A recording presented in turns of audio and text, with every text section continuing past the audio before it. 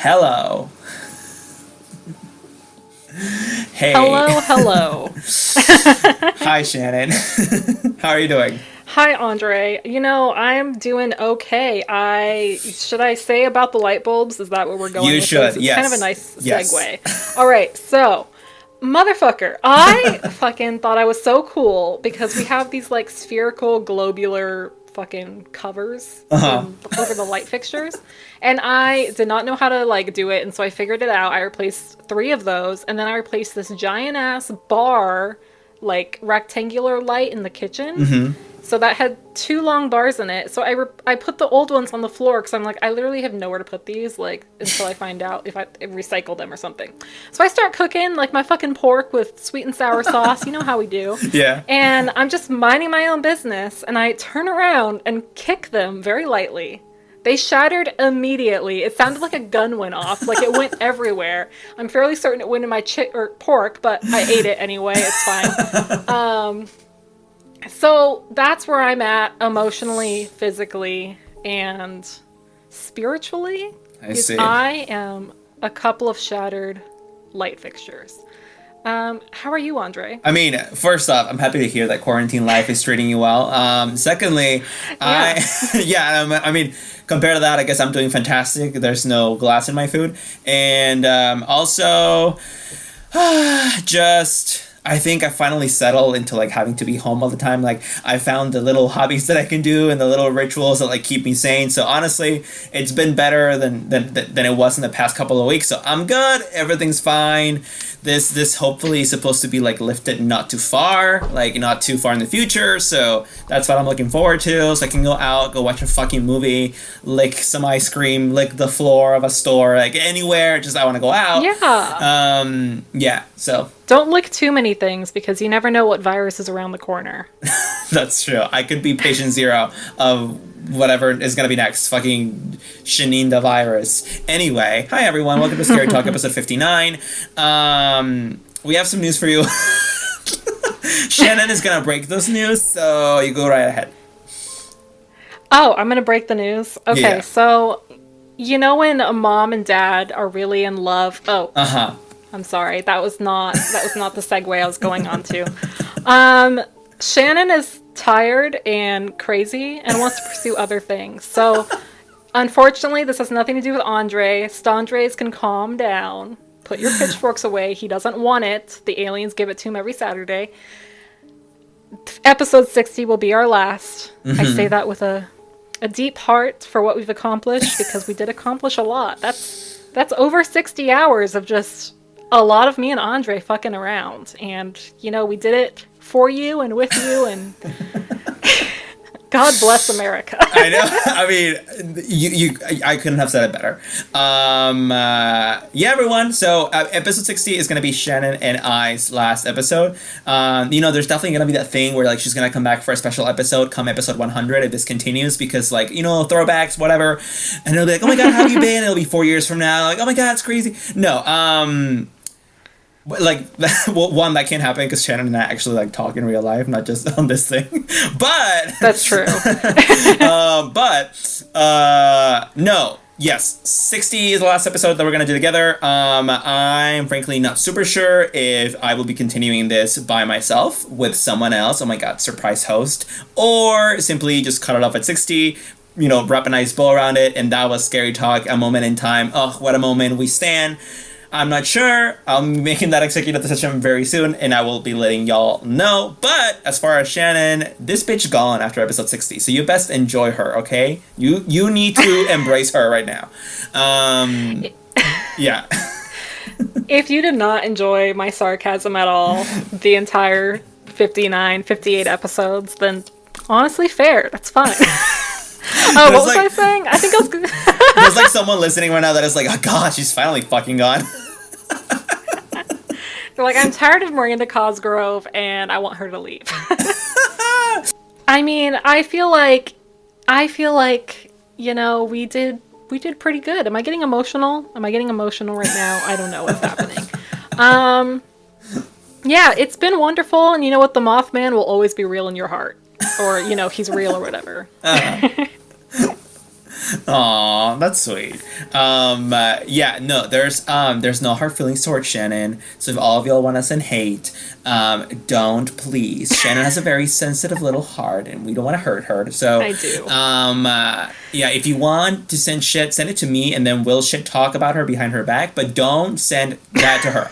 Not that you can, because you don't know her socials. Shannon's a very private person, but regardless, some of you might try, so please don't. Anyway, that's the news. Please do digest that, and look forward to that magnificent ending next episode. But for now, we do have a 59th episode for you, and that is going to be about portals. I mean, yeah, I have nothing else to say. We're gonna talk about portals. Did you I felt like I heard a page turn before you said portals. Did you forget what we were talking about? No, that was supposed to be a drum roll, but I just did it with my tongue because the soundboard is gone. By the way, if I continue this show without you, soundboard is coming back immediately. Episode 61. That's what I'm talking about. Okay, it's gonna be annoying as fuck. It's gonna be annoying as shit, and I don't care. Oh my god! And there's gonna be fart noises every 5 seconds. Honestly, Andre, if you want to bring the soundboard back for episode 60, there is nothing stopping you. Let's go balls to the wall. I guess. I mean, also, full disclosure, the real reason Shannon's leaving is because of the soundboard. She basically told me after that episode, that was so horrid that I'm just gonna leave and we're not friends anymore. So, honestly, fair. I expected that. It was not the soundboard. That is slander. But if you ever want to do fanfic about that, I will read it. Which, by the way, apparently people do fanfic about podcasters and YouTubers, and I did not know about this. And it just hello, call me Kevin. I'm writing fanfic about us. I know. Not right now, but I will. I don't think there's any about us, so I am so glad about that, but I'm also so sad because I want to read some weird shit about myself that someone else took the time to write. That's such an honor. Are you kidding me? But whatever. Regardless, portals. Shannon's gonna start us off with some portal shit. Everyone, listen up, open those ears, clean out that earwax, focus in on Shannon's voice. She's about to give you some portal tea. Go ahead. That's absolutely right. Welcome to my storytelling about portals. So actually, this is something that we had spoken about briefly, I think, in a couple of episodes. Mm-hmm. Kind of just talking about, was it doppelgangers and maybe shadow people? How are people disappearing, reappearing? Where are they going? Mm-hmm. It's something we've touched on, but we haven't really dug deep into. And the interesting thing about this when I went into it is I wasn't really sure where to even start because there is so many interpretations. There's UFOs creating portals, portals in certain areas of the world, portals that just exist scientifically, mm-hmm. portals to hell. So there's just so many. And then there's that game called Portal, which I never played, but I watched a lot of people play on YouTube. Yeah, true. So I kind of want to do a grab bag of just several different ideas and stories about portals or portal instances where someone went through a portal. I'm going to do the typical scary talk fashion and read you a story from Reddit from supposedly my fave. So I think I'll start with that one because, we're getting into it. We're getting our hands dirty. So this is by Berliner Ben. I think his name is Ben. I'm going to assume that. So this was posted 2 years ago, 2018. Oh my God, we were so innocent back then. I know. Wow. So this is called Walked Through Portal in Woods? ? Off to a great start. This starts off in your typical Redditor fashion. He says, "So, I have never posted here. I consider myself a pretty rational person. Personally, an atheist. Don't really do spirituality. But in my mid-teens, I had an experience that still makes me scratch my head. Thank you, Ben." So, Ben and his family grew up in southwestern Montana near a major river there. For anyone who's ever been to Montana, which I have family there. Let me tell you something about Montana if you didn't know. There is nothing or anyone in Montana. There is nothing.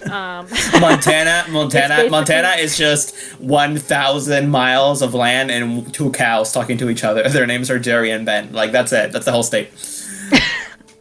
Exactly. That's basically all you need to know. So the valley where Ben grew up apparently had a lot of Indian tribes, and they revered this place.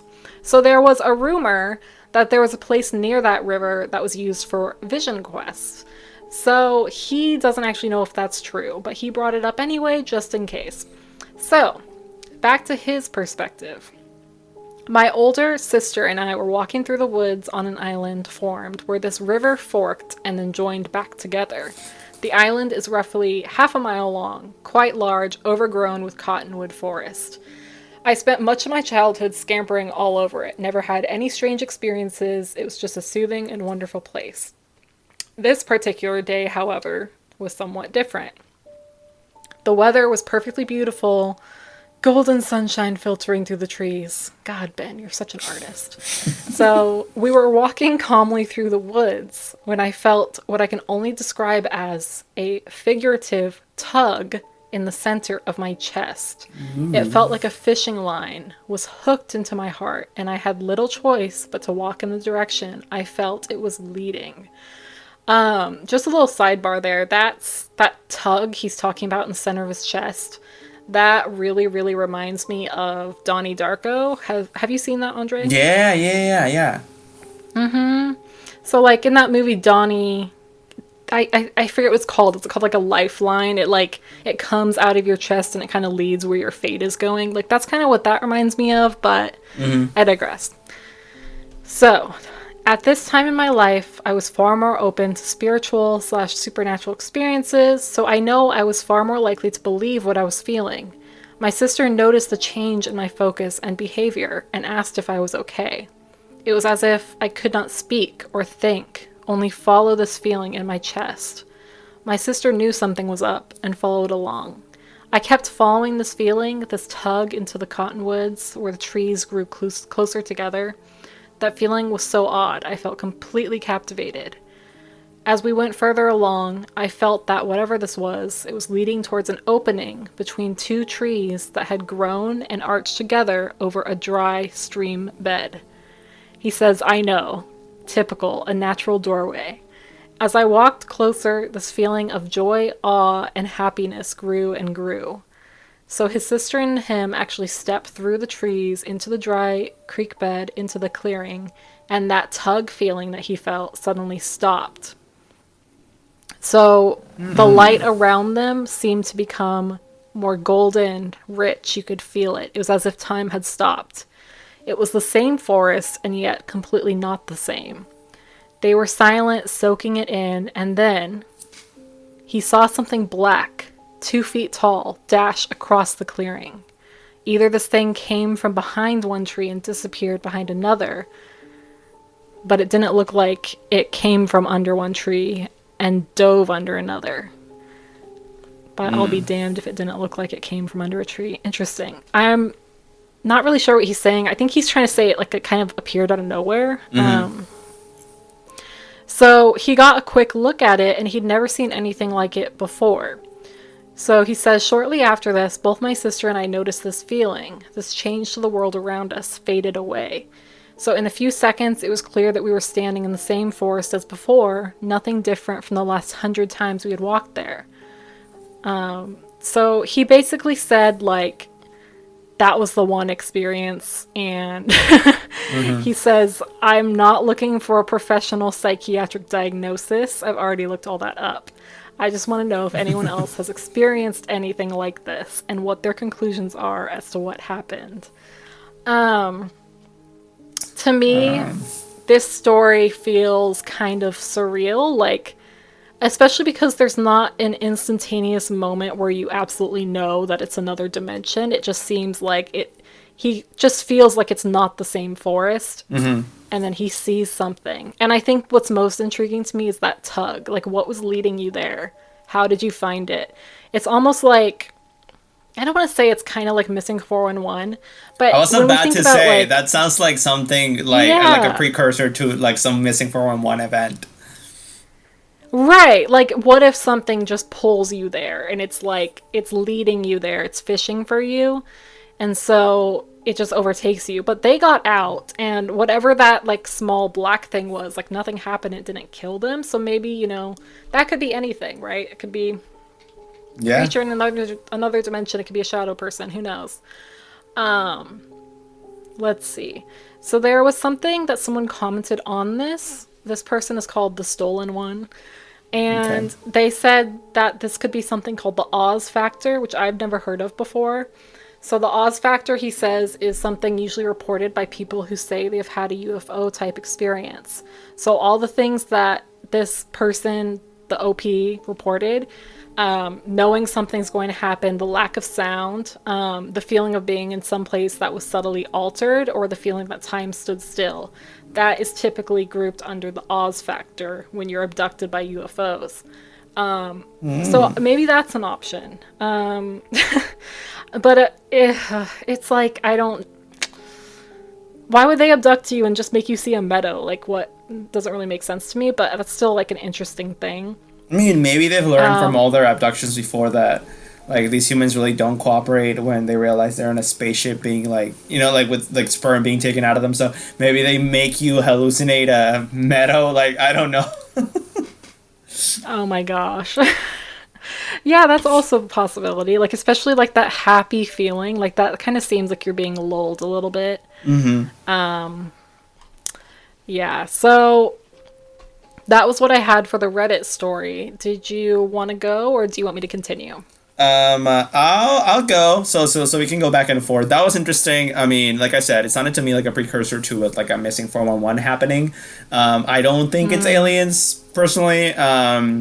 I didn't know the name of that factor, but I've definitely heard about that being a common thread in a lot of strange occurrences with people, just in general, that when something really weird happens, especially in the woods kind of just become silent. That thing specifically I've heard a lot about. So, yeah, I mean, I don't know what it is. I'm going to say missing 411, but even then, saying that, as y'all know from the 3 episodes we've done on missing 411, we don't really know what that is anyway, so...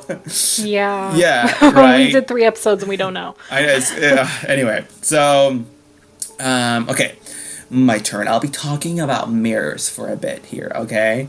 So y'all have heard about mirrors. That you have them in your house. They're made of glass. You've seen them. They're those things made of, yeah. So mirrors are portals to other worlds apparently, and also other dimensions. So stick with me. This is scary talk, but also crazy talk. So just listen up. So apparently, also I'm getting virtually all of the information I will be sharing with you today from my website called Pagans and Witches. So That's his favorite website. you know it's legit. So okay. So this was written by Emily back in 2017. This is kind of like a blog post in Pagans and Witches. I don't know if it's her website, but she says, I'm just going to read this part verbatim. Hey everyone, this is a post about mirrors, the superstitions surrounding them, their use as portals for spirits, my family's experience with mirrors, and why, unless completely necessary, I always have my bedroom mirror on my wall covered up. I hope you find this post interesting, and I'd love to hear your own thoughts, stories, and theories. Don't forget to like and subscribe. So that's the kind of info I like. Oh my god. Like...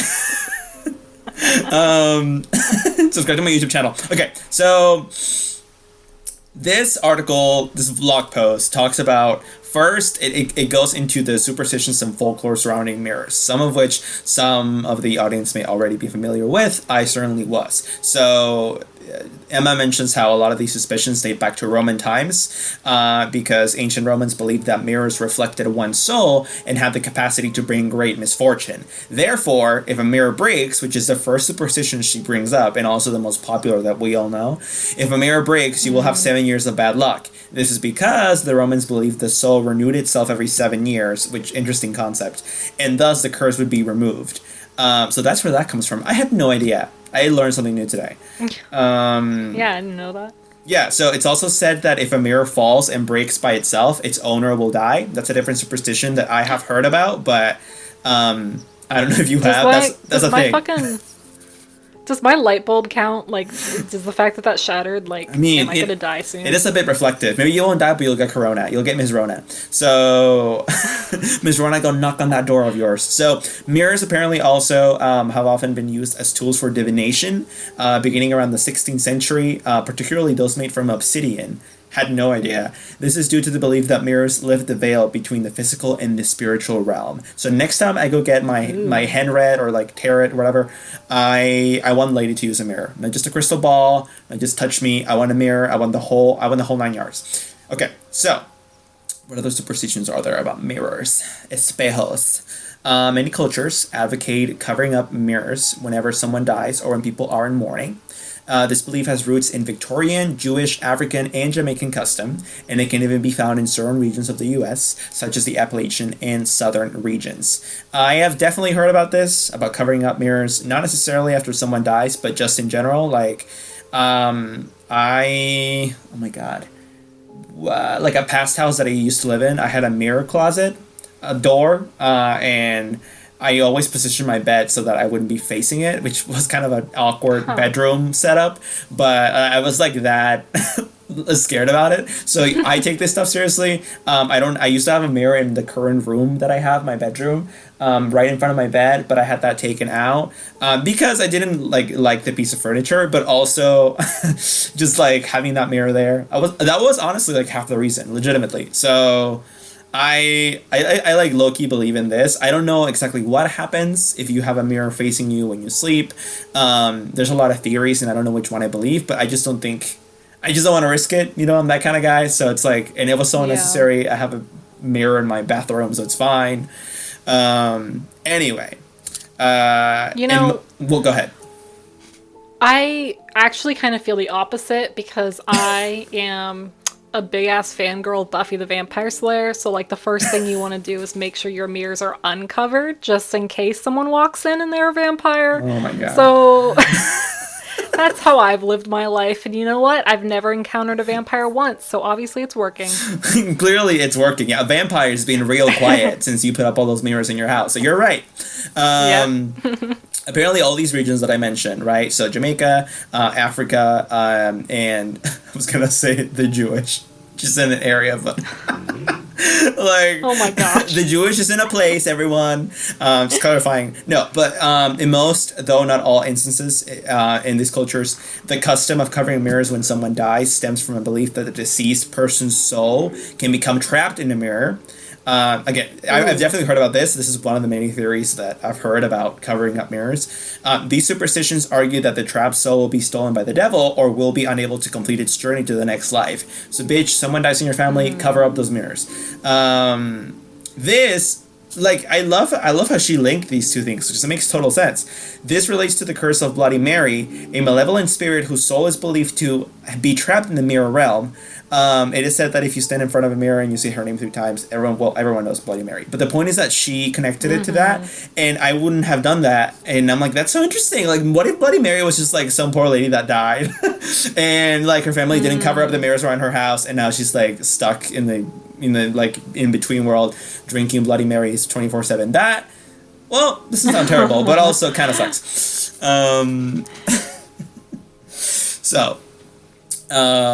Apparently, there's other superstitions that say that mirrors simply serve as portals and that spirits are not trapped within, but rather they're free to come and go as they please if the mirror isn't covered. So you should still cover them, just for a different reason, which is that it basically acts as a revolving door, and you don't want that. The thing with that, though, is like, okay, so does that mean you have to have them covered all the time? Like, can you ever use a mirror? Because this one doesn't mention anything about anyone dying. So are mirrors, period, just dangerous? Like, right.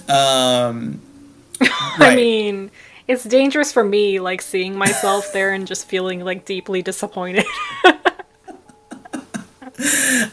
Deep. We love that. So, it is said that one should never look into a mirror by candlelight, as spirits will manifest. That's another superstition that this blog post mentions. What? I like that. That's so spooky and so creepy, and also kind of cool. Well, like, the power always went out at my old house, so like I was constantly looking in the mirror with candlelight. What was I doing? Was I summoning something on Well, accident? I mean, that's probably why you have all these spirits inside of you. That's why you're the way you are. Yeah. You've been possessed for years. Okay, Zozo never crawled out of my ass, by the way. He's still there. Clearly, yeah. I mean, he's more recent for sure, but clearly you already had like. Zozo went in there with like he found company. Like he went inside, he was like, "Oh, there's already someone here." Like, hi everyone, how y'all doing? So, no. This is also why I have digestive issues, by the way. I think so. Oh my god. Oh, sorry. Burned my tongue. I should have said Mr. Z, not he who shall not be named, because can't say that. Can't risk it. Anyway. Apparently, covering a mirror should be done during a thunder and lightning storm so as to not unleash spirits into the home. I don't know. I don't know if, like, lightning hits your house, like, a spirit fucking, like, scurries from your chimney down into your home, and now it lives in your house. I don't know how that works, but I guess during a thunderstorm, you should cover your mirrors. Do you have time for, like, a short segue? Go ahead. Yeah. So, like, you just mentioned chimneys, right? Have you seen the fucking 80s movie Gremlins in a while? I haven't seen that in a long time, but I mean, I remember it vaguely. Yeah.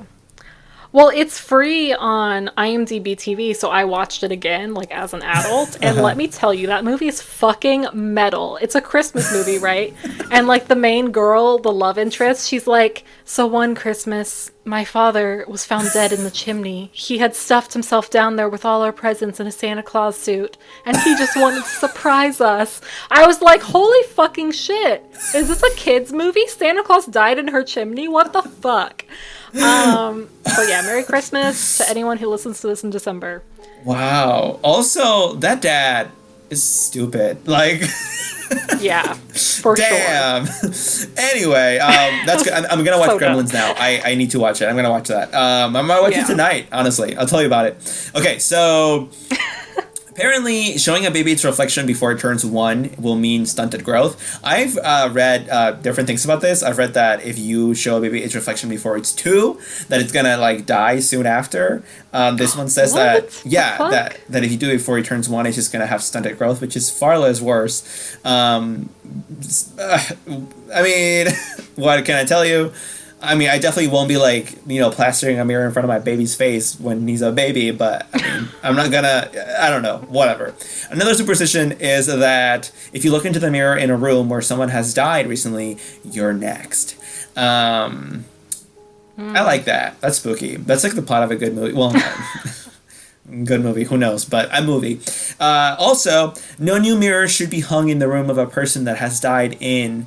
And no new mirror should be hung in the room a person has died in for 16 months after the death, and it should be a new mirror, not one from another room that once caught that person's reflection. I'd never heard about that. I'm definitely going to do that if that ever happens to me. Hopefully not. So, oh my gosh. Interesting stuff. There's so many things to keep track of. I know. I'm trying to overwhelm you just to show you that mirrors are so dangerous. You need to just get rid of yours. Like, mirror's gone. We don't know her. I don't have any in my house. I look at myself on the back of a spoon. Like, that's how you have to do it. Oh my god. And that's... If you have, like, body dysphoria, like, that might make it worse, or it might help because, like, you're so distorted on the back of a spoon that maybe in your mind, like, you'll be like, oh my god, I look beautiful. Like, who knows? Not coming for anyone with body dysphoria, just trying to be funny. Anyway, so, what was I gonna say? Okay, this is the last thing. There's so many more, but this is the last thing I'm going to mention as far as superstitions. In Christian folklore, if you break a haunted mirror, which this person does not go into detail about what a haunted mirror is, but I just, I didn't bother to look anyway, honestly. I was just fascinated by what they said after. They were like, if you break a haunted mirror, this is what you have to do. This is a how-to YouTube video. Go to the nearest cemetery, place a piece of the mirror on a grave or on top of a tomb or headstone, and the hex will be lifted right away. Directly after breaking the mirror, turn it around 3 times counterclockwise. Then 3 times clockwise. Are you taking notes, Shannon? Go to a church and get holy water and bless the spot where it broke. And say aloud 9 times, spirit, specter, ghoul, or ghost, fear now the power of God and his blessed host. Flee this spot where you were fallen and set free, and in your eternal rest you shall ever be. On the first night after breaking the mirror, light a blessed white candle on the spot where it fell. Then sit down on the floor, shave your asshole, collect the trimmings. No. Like, it's so much. That is a lot. You have to shave your asshole as you're playing Cooking Mama and saying this and saying this aloud 9 times again. The spirit, specter, ghoul, or ghost shit. So that's how you break free of breaking a haunted mirror. I hope you all got that. Oh. Rewind if you didn't. So no one actually escapes a haunted mirror because that's fucking hard. And like, oh my God. also like how much time, like when they say like after you break it, like said immediately after, they have to go find a fucking tomb. Like I don't know. I need more parameters. I don't know. I love that. But okay, this person lastly talks about her sister's experience with a haunted mirror, in parentheses and in all caps, true story. So I had to read this. So she says, if you have been following me for a while, you may or not may be aware that one of my sisters is an empath who has ESP. Remember, ESP is extrasensory perception. So I guess she's, I don't know, fucking witch. She has had multiple experiences with spirits, and one directly involved a spirit believed to have come through a mirror. So my sister, let's call her Sally, was living in my grandparents' home after they had passed away. She had moved in as my father had inherited the house, and nobody was currently living there, so she paid my dad rent while she stayed there. There had been previous tenants living there, as my grandparents had passed away a long time ago, and the tenants had left some of the stuff they didn't want in the attic before they had moved out and my sister had moved in. So Sally was living in the house for a good few years, and she told me that she noticed the occasional strange ghost activity. Sally was used to ghosts. They seemed to follow her wherever she went. Ghost whisperer much? Anyway, she said, Sally said, Jennifer Love Hewitt, I don't know her. So she was not scared. That is, until the ghost started making direct contact with her. Sally said it started off with her seeing shadows in her peripheral vision or balls of white light near electrical appliances. Which, by the way, light orbs, I've always thought those are like so lame and not actual paranormal or ghostly anything. I feel like I've seen so many pictures of just like random as orbs that I'm like, that could be dust, that could be anything, or like your camera, who knows? But whatever. Sally... Could be a fairy. Yeah, I mean, yeah. So Sally saw stuff, basically.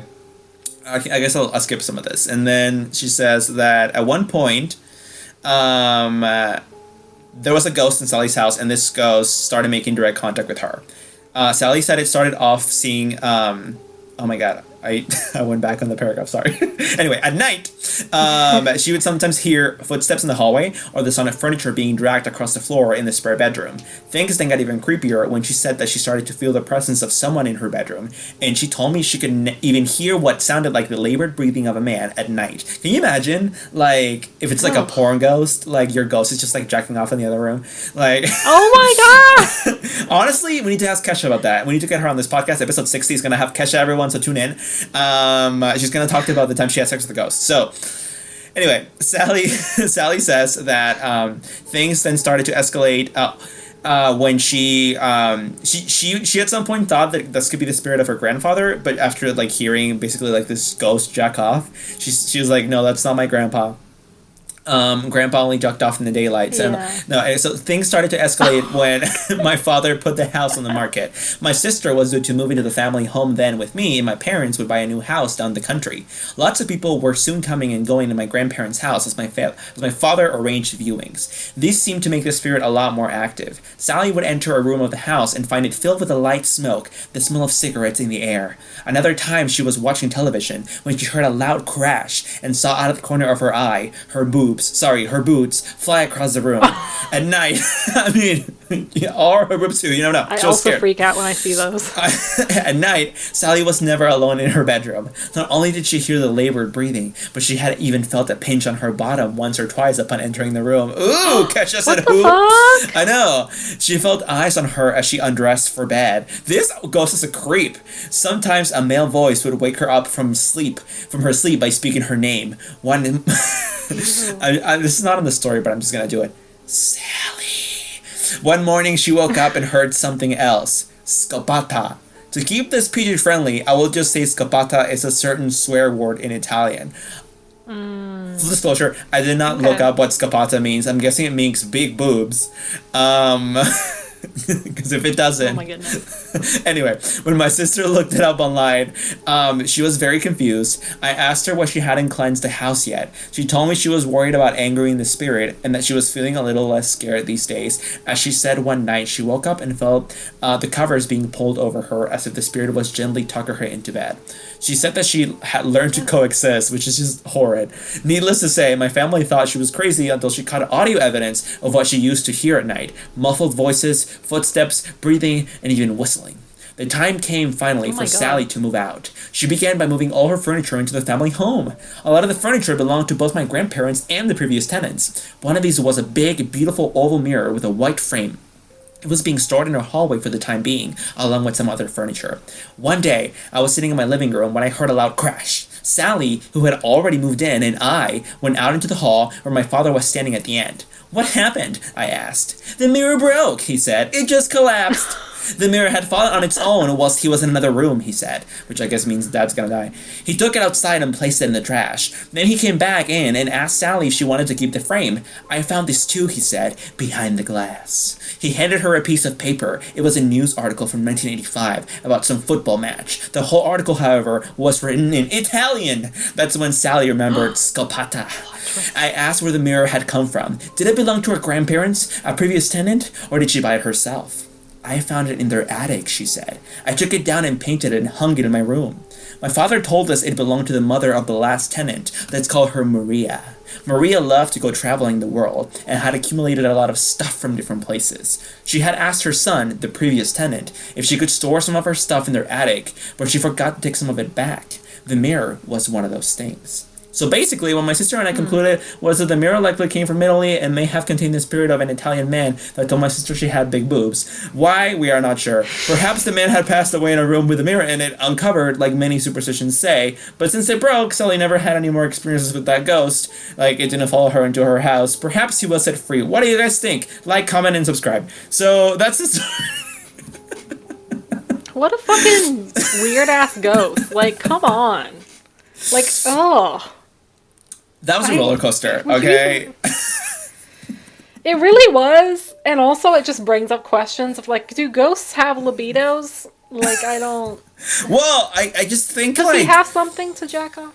I mean, I just think, probably ghost porn. I don't know what that looks like, but I mean, probably a lot of sheets. But I don't know. I guess, like, if you were a creep in real life, you'll be a creep as a ghost, which, like, you know, I guess. Right. Okay, I'm going to look up in this very moment what scopata means because I need to know. Okay. Okay. Okay, scopata, looking it up. Scopata means to sweep. What? It might be like... To sleep? Oh, never mind. To sweep, like with a broom. But it also means to fuck in slang. So I guess he wanted to scopata. Damn. Ugh. Honestly, Damn. saying big boobs now is like... saying big boobs now is so inoffensive compared to that. So honestly, I mean, if that was me, if I was Sally, I'd rather he said big boobs. If anything, kind of a compliment. So, okay. That's it. Your turn. Why doesn't he go sleep with Bloody Mary? Like, I don't, like, come on, leave the living alone. Just leave him alone. All right, so I honestly don't think anything can top that. Horny ghost. Is he gonna join the cast of? Oh wait, him and Vagina. Well, yeah, scopata. I guess the podcast is over then. Okay, so I'm gonna kind of briefly touch on a little vignette, including a couple of other portals, and then I have a kind of long story, but I won't be too long. I'll try to maintain some mystery here. Okay. So we're gonna talk a little bit about some history around the world. So basically, we're talking about Peru here. So legend has it. Also, this is from Gaia.com. It's called "Did Our Ancestors Know How to Open a Portal to Another Dimension?" Ooh, apparently they did, and I'm about to tell you how. So, legend has it that when Spanish conquistadors came to Peru to loot the Incas' gold, a priest named Amaru Maru used the Hayu Marca as a portal to escape. So this priest Maru, allegedly what he did to create his little portal is he placed a golden disc known as the key to the gods of the seven rays into a socket in the center of the Hayu Marka's carved door, opening a portal and allowing him to walk through the stone, never to be seen again. So if you look up what this is, it's called the Gate of the Gods. It's 23 feet high and 23 feet across. So it's like a pretty big like stone carving into a rock face. Okay. It's kind of like, I'm not really sure what kind of rock it is, but it's like pink, sedimentary. It has like a lot of moss growing on it. And the way it looks is there's this kind of like squarish nook in the center of it, and that's kind of the idea of where he placed the disc to open it and walk through the portal. So it looks like a portal. So here's the thing that makes people kind of believe that this is a real thing. I don't know about your opinions on this, but Hayu Marka rests on a ley line. So this ley line also connects to the famous Gate of the Sun at Tiwanaku, and it also connects to an area in Bolivia that's supposed to be kind of supernatural, and some other Incan archaeological points. I think we've talked in the past about ley lines, but basically they're just like, how would you put this? Like landmarks across the world that when they connect, they like have like a weird mystical property, and they look like something from a distance. Isn't that right? Yes. I feel like there's a term for that, but I can't recall. But I'm following. Yeah. Okay. So visitors of the Hayu Marka have reported that there is noticeably unusual energy fields there. Some say that they can feel the pulsating energy emanating from the rock when they place the hand in its center. So many people who leave reviews online say that this feeling is of being elevated, or it's a very intense energy. So there was a place nearby called Lake Titicaca, and it was revered by the Incas. I know, don't even talk to me. That's how it is. Titicaca, okay. It was revered by the Incas, thank you very much, and considered to be the birthplace of their civilization. It's also one of the deepest lakes in the world. It's rumored to contain a lost city beneath and a plethora of treasure that was looted by the Spanish. So in 2000, the lost temple of Atahualpa was discovered deep below the lake. So there's like a lot of like mystical properties happening around this area. So in a more recent lore surrounding this Incan little mystical hotspot, a man named Jose Luis Delgado Mamani was said to have rediscovered the Hayu Marka's abilities in 1996. So we kind of have like this connection coming over here from 100 years later, more than that. He goes to the Gateway of the Gods, and he says that he had seen a similar threshold or doorway in his dreams, only it was with pink marble. So he knew almost instantly that this is what he had been dreaming about, kind of like deja vu or a vision. So what he says is, when I saw the structure for the first time, I almost passed out. I have dreamed of such a construction repeatedly over the years, but in the dream, the path to the door was paved with pink marble, and with pink marble statues lining either side of the path. In the dream, I also saw that the smaller door was open, and there was a brilliant blue light coming from what looked like a shimmering tunnel. So they kind of asked this question of, was he contacted by Amaru Maru, the first to go through that portal? Is that how he knew and had the dream, or what happened there? So that's a little vignette story about what's going on in like the Incan Empire. I think it's kind of cool. Just if you look up the Gate of the Gods, it's kind of like pretty and it's cute. I would totally walk up to it and try to like go to another dimension, like obviously. Wow, interesting. So I mean, so the Incas basically said, "Hi all, we're the hipsters of portals. We were doing it before everyone else. Get with it." Exactly. And this guy fucking peaced out. He was just like, you know what? The Spanish are coming. I don't have time for that. He put his gold disc in there and he disappeared forever. So you know what? No judgment. He said, I'm calling 1-800-portal. The portal formed right in front of him. He stepped right in. He was like, bye, Felicia. Portal closed. Portal closed. That's it. Gone forever. That is an exit. That is an exit. The thing I like about this too is like we're talking about portals, but we're not talking about where it is he went, because that's the thing. It could have been anywhere. Like, let's assume it's real. What if he just fucking like dropped to Mount Everest in 2022? You know what I mean? Like, how do we know where he is? Like, what if like in 2022, like on the news, it's like ancient Incan emperor, like impersonator maybe, found on top of Mount Everest, impaled on the mountain. Like, well, we said it first at Scary Talk. Yeah, so I don't know. That's the kind of the wonder of portals, right? It could be anywhere. Yeah. So I want to close with this long, kind of interesting article called Strange Tales of Portals to Another Dimension by MysteriousUniverse.org. Brett Swanser. Thanks, Brett, for providing this information.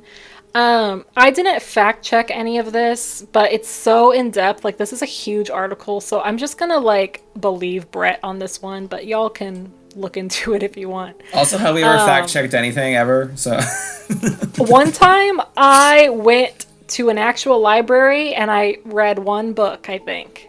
I guess I should say, have I ever? You know, Shannon really tried it for a couple, but I didn't listen. No, I'm not about that. Andre's like, Hat Party 69 on Reddit is the only person I trust.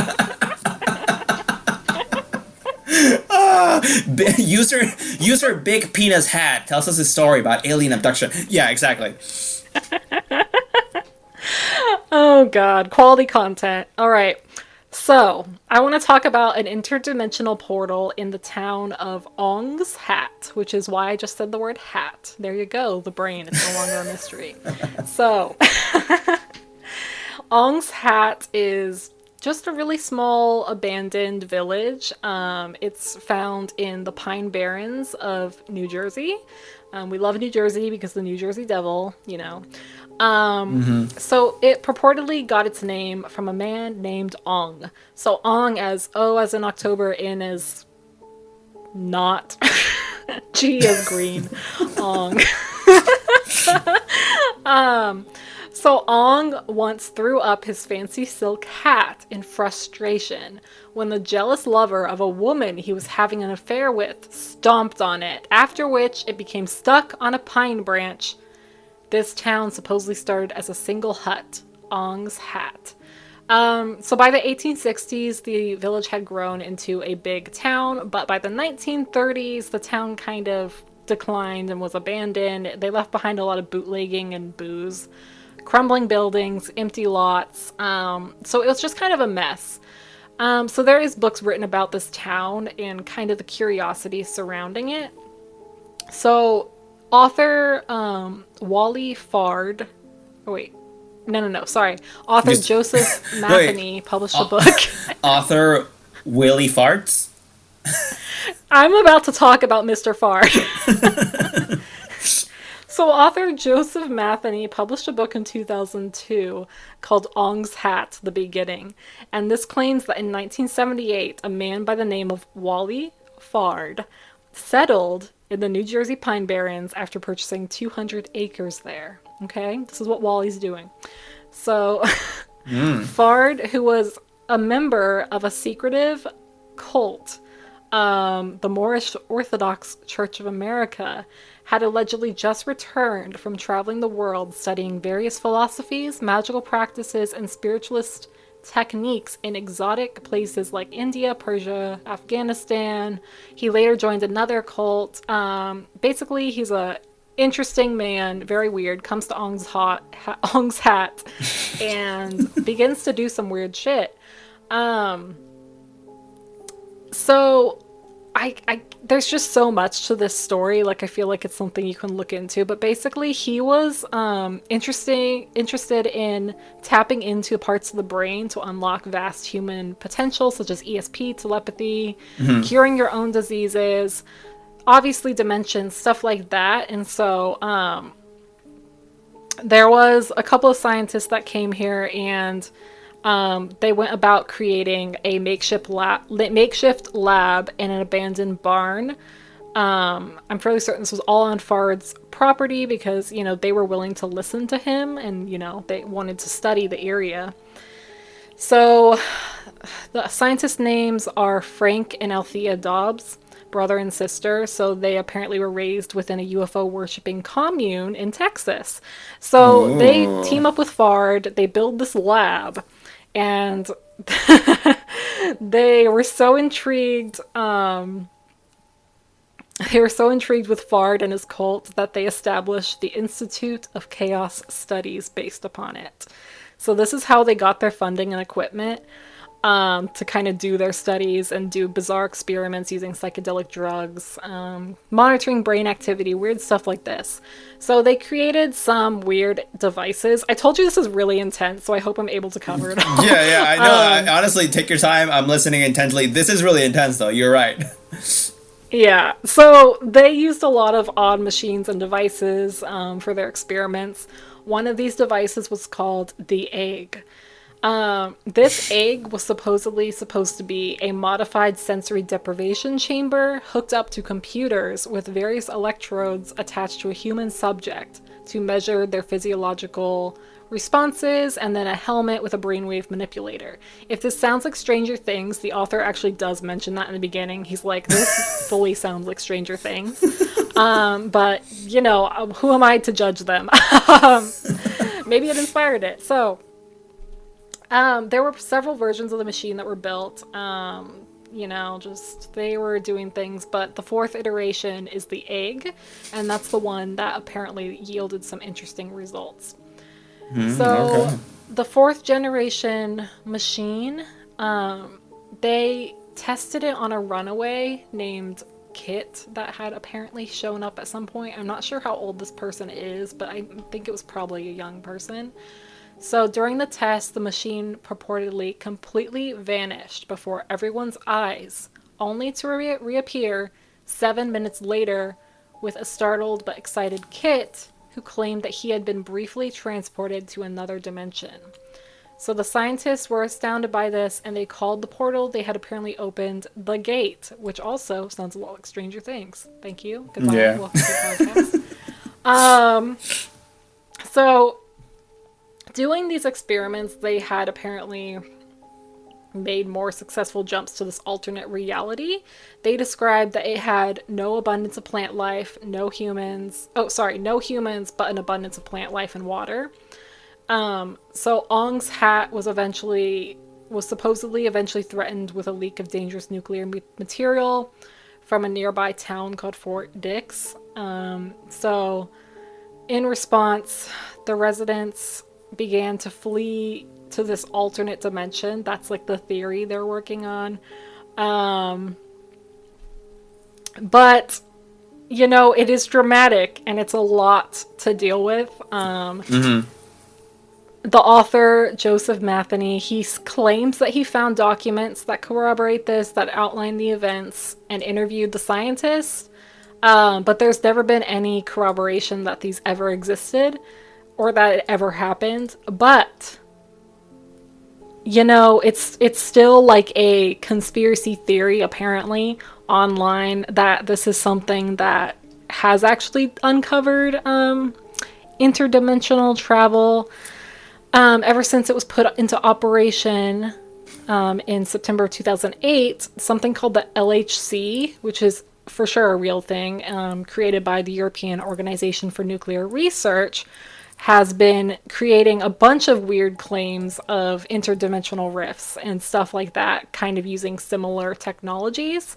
So it's not completely out of, I guess, the realm of possibilities.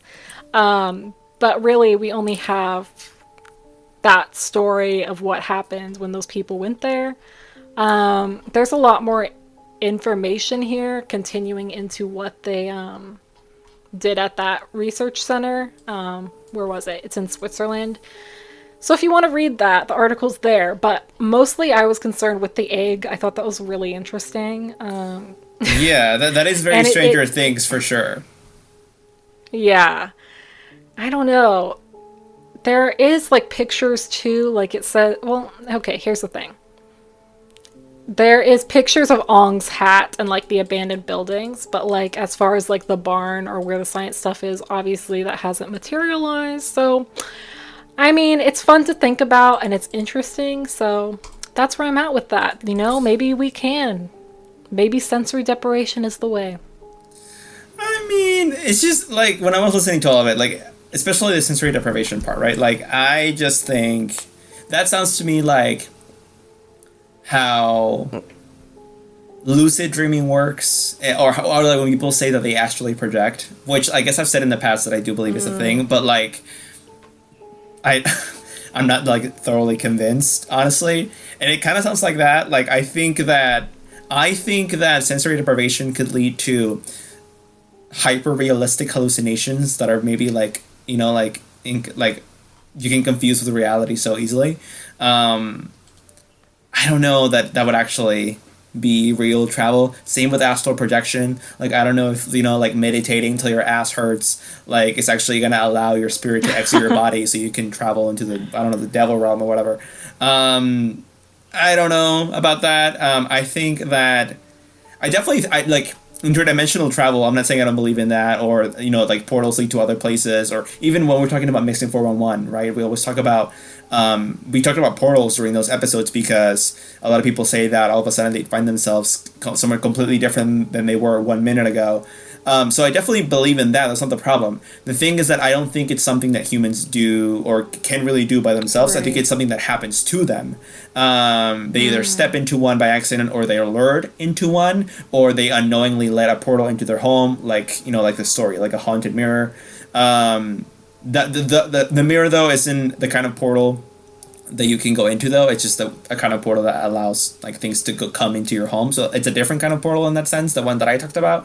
But so those are my thoughts on the egg and the sensory deprivation and whether it could lead to actual interdimensional travel. I don't know about your story, but how much do you believe it? Not that much, but I do think it's interesting that it's kind of grounded in a real place with like real history. And it's also not that far-fetched to me that like these crazy people would try doing something crazy, you know what I mean? But maybe they didn't actually travel, maybe they're just saying they did. I also feel like you made a good point with saying like it's something that happens to them, not something that they're capable of doing on their own.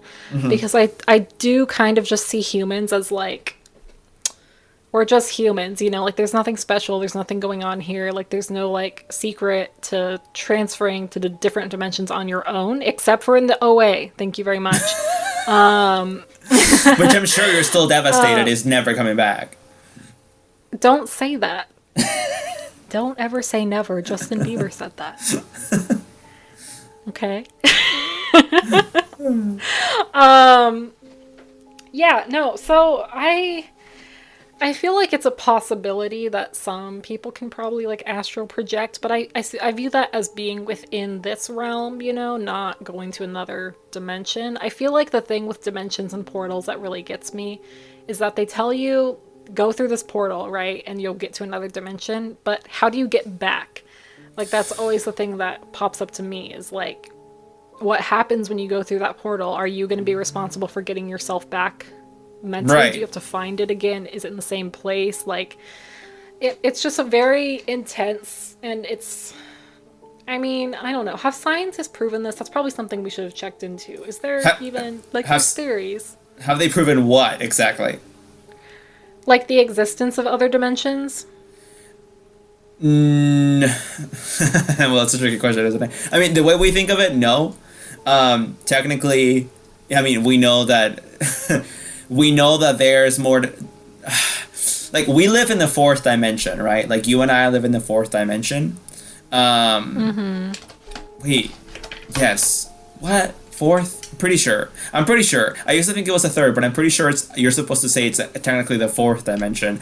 And there is a dimension above us in theory, which is the fifth dimension, but we can't see it by the very virtue that we exist in the dimension that we exist in. And it's weird. Like in the fifth dimension, time becomes one of the measures. You know how like the first dimension is like a straight line, and if you have something in 2D is like, I'm so terrible at explaining this, but basically like it's like length, width, height, and then you add more to those units of measure basically, and by the time you reach the fifth dimension, time is one of the units that you're measuring the dimension with. That makes no sense, but it's the closest you're gonna get to an explanation from me. So the point is that like, I mean, obviously how we think of them, like very Hollywood, like oh, did scientists discover like what's on the other side of the black hole, and is it aliens in unicorn land? Like, no. Also, fun fact: there's nothing on the other side of black holes. We know that now for sure. It's just death. But I thought it was the Mothman. I wish. No. So in that sense, no, they haven't. But in the more technical sense, I mean, yeah. I mean, in theory, and the theory should be right, because, you know, there's dimensions below us, so in theory there should be dimensions above us. Yeah, they have discovered that there are more dimensions than just the one, or ones that we're in, I should say. So I'll say yes, and who knows what it is like to live there, or if there are creatures that exist in those dimensions that we cannot see in ours, again by the very virtue of being stuck in our senses, right? Because a creature living in a fifth dimension, one of their senses will likely be related to time, kind of seeing time as a singularity and not actually as a sequence or a progression the way we see it, with the past, the present, and the future. But rather they see it almost as a circle. Yeah, I don't know. I'm getting very like metaphysical, but that reminds me of the little elephant aliens in Arrival. Did you see that?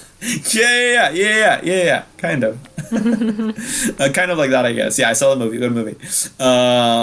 Anyway, like Shannon said, you know, not everyone can astrally project, but everyone can definitely astrally project. I'll tell you that much.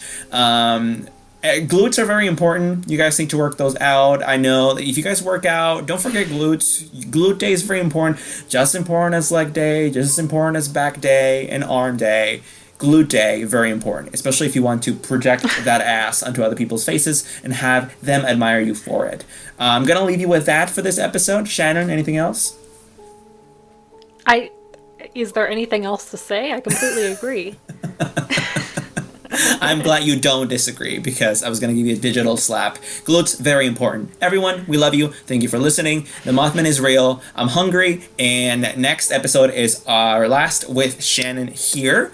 Send us topic ideas, because I think we want to do something really big and really different. So we'll see what that is. If you have any ideas, send them our way at Talk Scary on Twitter and Instagram, and at Scary Talk on Facebook. You can listen to us anywhere you listen to your favorite podcasts. And that's it. Good night, everyone.